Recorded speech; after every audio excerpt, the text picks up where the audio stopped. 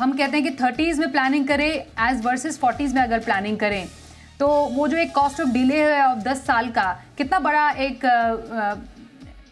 Factor बन सकता है एक आपके कॉर्पस को कम करने में। जितने भी यंगस्टर्स मुझे मिलते हैं मैं उन्हें कहता हूँ आप लोग ब्लेस्ड हो।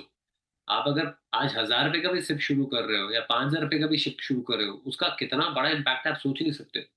5000 रुपीज से can be such a huge amount for them which मतलब वो इमेजिन के बियॉन्ड है। आप समझिए कि अगर 10 साल का डिले हो रहा है तो आपने 4 टाइम्स की कंपाउंडिंग गवा दी है बेसिकली।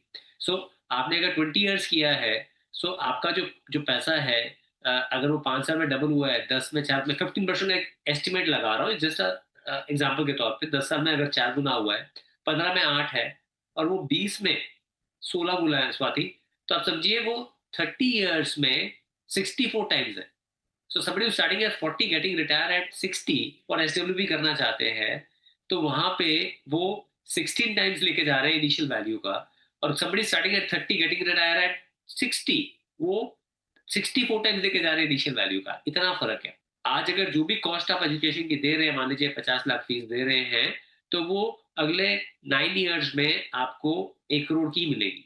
तो आप उस हिसाब से लेके चलिए कि दैट आपको एजुकेशन इन्फ्लेशन अकाउंट में लेना है, और इन्फ्लेशन बीटिंग रिटर्न आपको या तो रियल एस्टेट दे सकता है जिसमें बड़ा पैसा लगाना पड़ेगा, या इक्विटी दे सकता है।